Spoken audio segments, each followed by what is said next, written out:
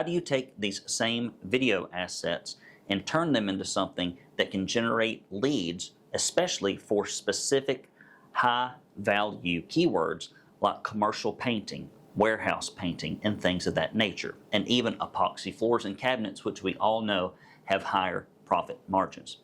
So if you're painting cabinets, and let's say that you are in Ringgold, Georgia, what you do is you record the video and you simply put the title, Cabinet Painting or Cabinet Painters, Ringgold, Georgia. Now, you may think that is a very boring title, Brandon. Why would I want to do that? It's not very engaging. I don't think it would make people watch the video, but the issue is Google still relies heavily on text to tell it what the video is about. And consumers who want to purchase professional painting services are looking for one of three things. Well, actually a combination of two typically. They are looking for the service you provide, and that would be the term cabinet painters, epoxy floor installers, pressure washing companies, or they're looking for the thing that you do, which could be cabinet painting, exterior painting, etc. So one is the profession and the other one is the surface that is being painted. It could also be warehouse painting, apartment painting, whatever it is that you're targeting. The second key component of that is the geo modifier, and that is, where is this service provider located?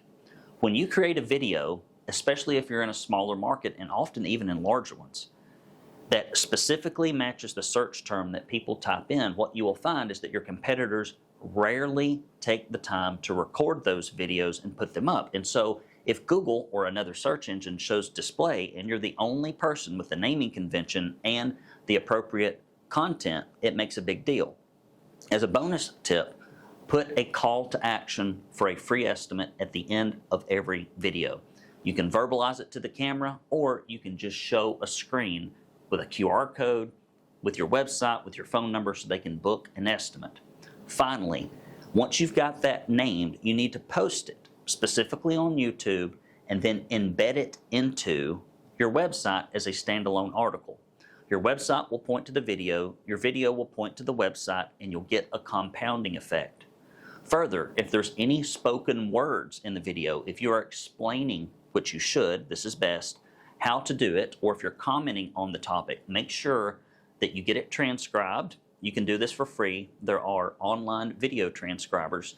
You can use that as the content of your blog and make sure that you load that blog with other keywords that are in the video so that it helps with search.